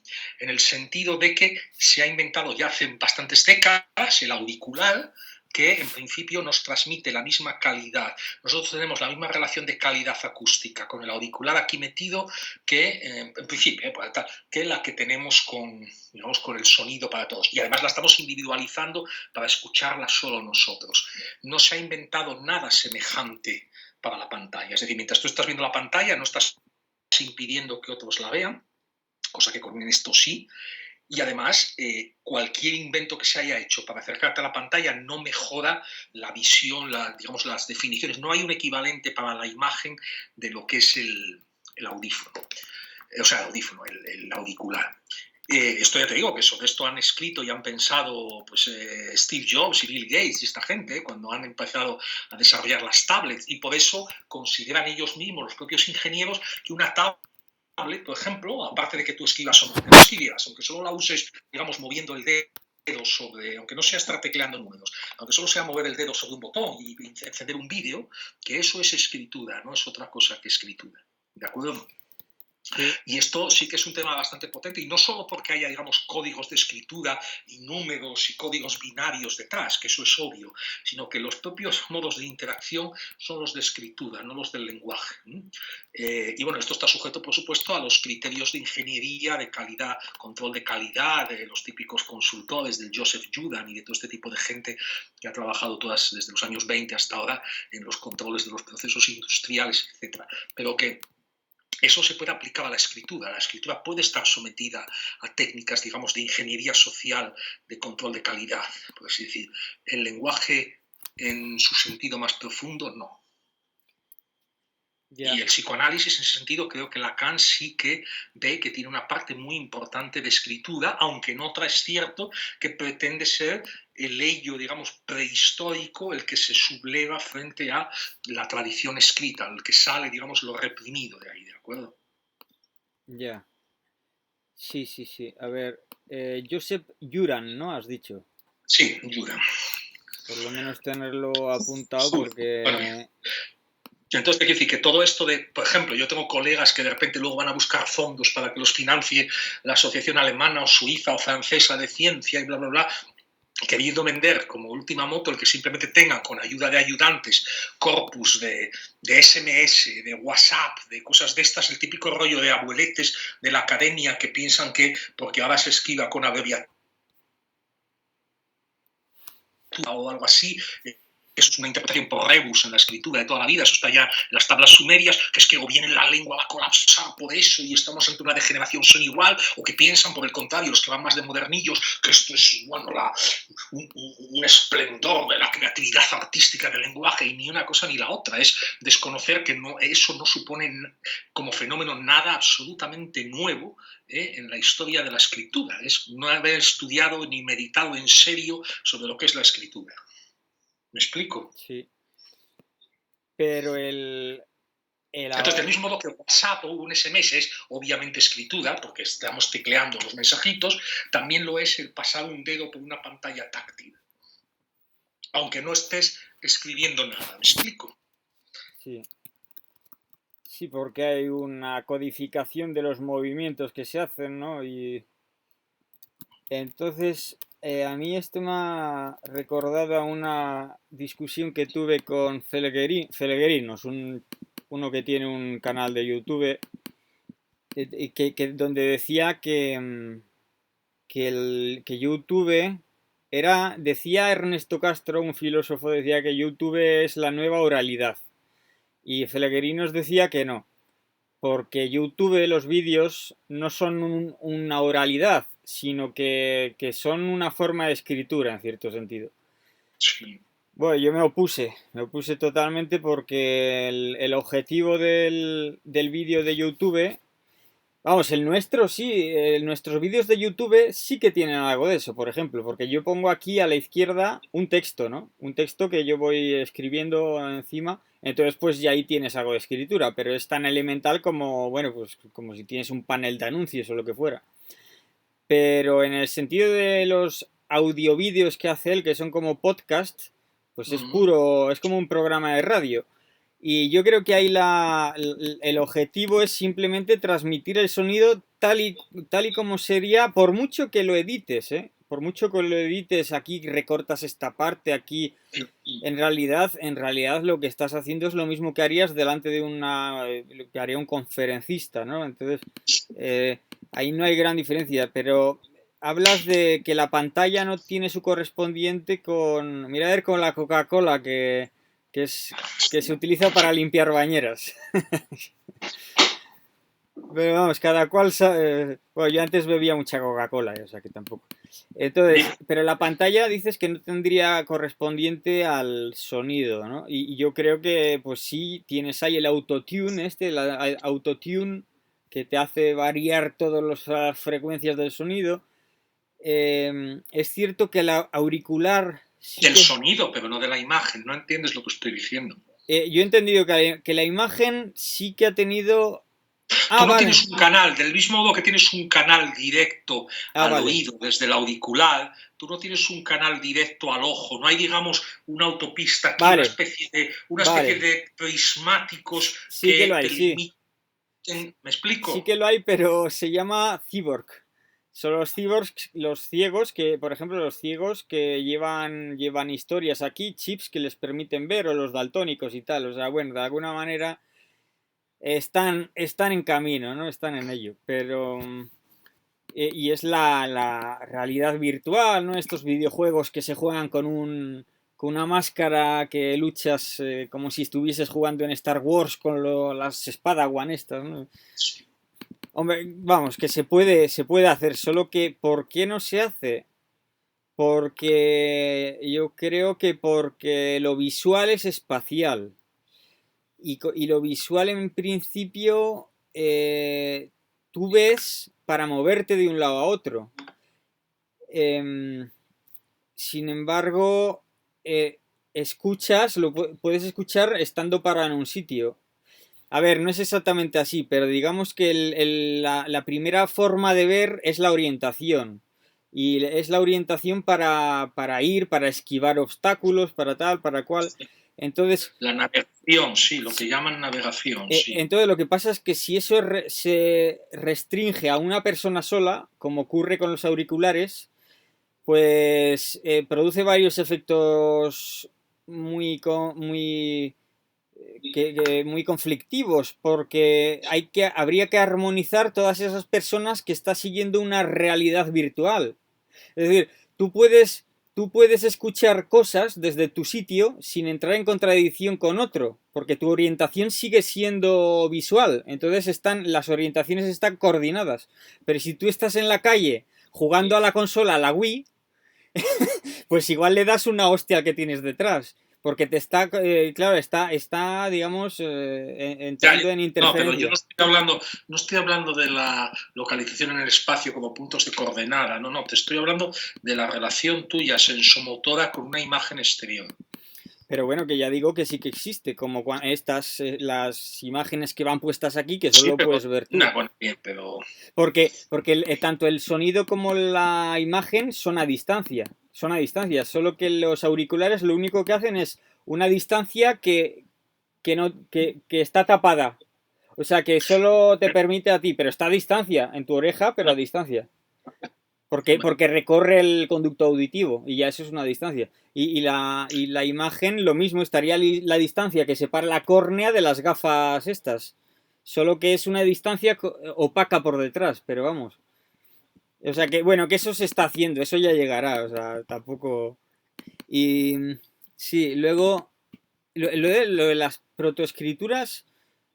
Yo tenía idea de, sí, de hace 6.000 años, parece que en el Danubio y tal, o hace no sé cuánto, pero tú has hablado de... No, pero sí, no, lo del Danubio ya es una escritura propiamente dicha. Sí, Igual, lo que te hablo del 10.000 antes de Cristo es la llamada protoescritura de Mesopotamia, tal, lo de la cuenca del Danubio, cercano a lo que es el actual Belgrado, eso es una escritura con todas las de la ley, como lo puede ser la escritura maya. Esto otro sería más como los nudos ¿cómo se llama? De los peruanos, de los pueblos, de los antiguos pueblos mesoamericanos del Perú. No me acuerdo ahora de los incas, ¿no? Me parece. No quiero insultar a nadie equivocándome, eran los incas, ¿no? ¿Verdad? O los quechos, ya no me acuerdo. Y no, nada, eso. Por ahí va el tema, es decir, que el abismo que hay es de 900 y pico mil años. sí, sí. Que es, no, pero que sí, 10.000 años es bastante. Yo no sé la protoescritura. Lo que pasa es que antes de eso, hace 35.000 hasta hace 15.000, hasta la última glaciación, es decir, del Lauriñaciense al Magdaleniense, pues las cuevas rupestres, la pintura rupestre, ahí se encuentra, durante todo ese periodo se encuentran signos geométricos. No, no es escritura, pero digamos que podría ser una Sí, protoescritura, ¿no? las protoescrituras también operan de esa manera para contar reses y pueden tener una convencionalización de 4 o 5 figuras geométricas, digamos, abstraídas, como diciendo un triángulo, si representa siempre, no sé, Sí, cordero, cabeza de sí, cordero sí. y una circunferencia vaca, y entonces cuento cuántas vacas y cuántos corderos tengo. Eso es lo que conocemos de algunas protoescrituras, y pudiera haber algún caso de estos en algunos de estos artes. Yo no soy Sí. experto en esas No, cosas, pudiera reinterpretarse algunas de ellas así. yo Supongo que de las que hay a día de hoy no, porque si no ya lo hubiera hecho alguien, supongo, pero bueno, eso ya, es suposición. yo ya te digo, tampoco soy experto y quizá lo haya hecho alguien, pero sí que se sabe que esos signos se disponen no de cualquier manera, sino que se disponen con referencia a los animales, es decir, están en el contexto de los animales. Ahora bien, no se sabe si hay una correspondencia del triángulo, si las tres rasgaduras son para los antílopes, eso no lo sé, pero sí que están en referencia a los animales, ¿no? Pero no sé por qué, no sé por qué. Porque además se piensa que podían en un primer momento, debieron surgir eso en rituales de psicodelia y todo, en plan drogas, ¿no? Drogas Sí. alucinatorias, entonces tampoco se sabe muy bien, pero... luego hablabas de, bueno, el gran ojo, ¿no? Del dólar, Dios, del gran arquitecto masónico, ¿no? Em, Se correspondería con la gran oreja del FBI, y eso me ha recordado que no sé si era Lombroso o quién era, que creo que no era Lombroso, pero uno de estos, a ver, eh, Hola, se ha sí, sí, cortado. Sí, sí, a ver, decías que del hombroso. sí, no, Lombroso, pero igual no era él, pero era un criminalista que se puso a, bueno, pues de estos, del finales del siglo XIX, ¿no? Que estaban buscando la característica del criminal, ¿no? Sí, bueno, que es un delirio, sí, que los Sí, anarquistas tenían una sola ceja, y sí, el fisionomismo ese que es, sí, que es luego muy típico, lo utiliza el fascismo italiano, sí, sí, es un delirio absoluto, sí. pero el caso es que se centraban en las orejas, sobre todo en las orejas. Yo no, bueno, sí, yo creo que hay mucho de delirio, ¿no? Pero sí que es cierto que, pues, del mismo modo que la teoría de los humores, ¿no? Este es sanguíneo, este es flemático, ahí sí que hay algo, se ve que los tipos psicológicos, o no, esto de endomorfo, exomorfo y mesomorfo, ¿te suena eso, no?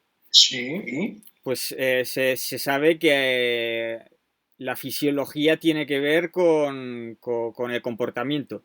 Yo no sé si en esto será así, parece ser que algo sí, ¿eh? Y parece ser que los criminales, no los criminales de manga blanca, ¿no? Sino los criminales de atracadores, asesinos y tal, parece que tienen las orejas diferentes.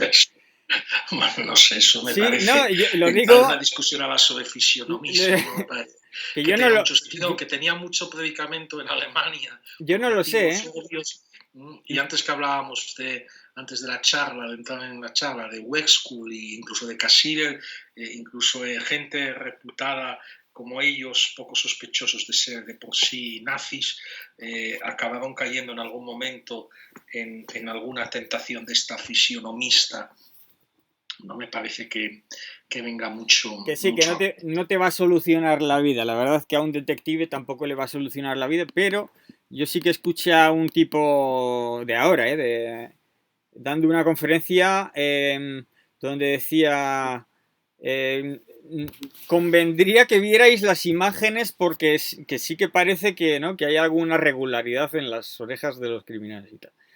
Bueno, pues en ese sentido, digamos, el FBI, la gran oreja, pues el FBI es que es una institución criminal, o sea que más o menos le va al dedillo. Eso es otro tema, pero no, Sí. yo lo decía simplemente como representación de un órgano, el ojo frente a la oreja, de cómo eso nos demostraba, digamos, las prioridades que establecíamos en la representación, nada más, ¿no? Pero de esto habría mucho que hablar, a propósito precisamente de Cassirer y de Wexkull y en qué consiste la representación. Y esto que dices de la visión tiene más que ver con lo que los semiólogos llaman la semiosfera, y el que haya realmente una semiosfera que nos rodea y que explica que no haya simplemente autismo entre las conciencias, un poco esto que les gusta tanto a los fenomenólogos y filósofos de la intersubjetividad y tal, que no se construye autónomamente, digamos, de cada átomo en una especie de pirámide hacia afuera, sino que al revés, hay una semiosfera ahí fuera y luego uno, si quieres, pues para su propia cueva, pues apila lo que puede, ¿no? Pero porque está inserto en ella, ¿no? Y eso lo representa probablemente mejor el aspecto visual ligado, si quieres, a los volúmenes de los cuerpos, de cómo percibimos los cuerpos en 3 dimensiones cuando nos movemos por la calle y chocamos o tratamos de evitar chocar con ellos, que simplemente el oído. Probablemente tenga, pero que digamos las representaciones van más en ese sentido y no olvides que el carácter quizás, hombre, se puede hablar del teatro y de tal, ¿no? Pero probablemente la forma, en cuanto a valor, digamos, de convención, de primera convención asumida socialmente, la representación más canónica es la acuñación de moneda, ¿no? En efigie, y sea la efigie del emperador, o sea la propia escritura nace así. Como sabes, los sellos son una de las primeras formas de escritura, los sellos como firma de un individuo, ¿no? Del emperador de China o lo que sea, ¿no? Ya sabes que la escritura limita a veces con campos, igual que se puede hacer un catálogo de qué sueños son prototípicos, el sueño de la castración o de caerse sin fin por un precipicio que no acaba nunca, o un túnel con oscuro que no entra nunca la luz, o todo ese tipo de cosas, igual que se puede hacer, digamos, un diccionario de sueños prototípicos, pues se puede también se puede establecer las formas, digamos, de representación primarias como, o sea, digamos, las disciplinas con las que limita la escritura de un modo prototípico, ¿no? Lo que puede ser la heráldica, por un lado, la numismática, y no por casualidad, disciplinas a día de hoy muy casposas, si quieres, pero que se vinculan, pues eso, con la impresión de moneda, con el valor de cambio y circulación de escudos, de señales de identificación familiar de la tribu, de lo que sea, ¿no? Y evidentemente la acuñación de moneda es una de las primeras formas de representación que hay, ¿no? Pero bueno, eso es cuestión probablemente para otro día. Yo no sé si es quizás el momento de parar por hoy, ¿no? Sí, no, sí, sí, además ya nos acercamos a las 2 horas.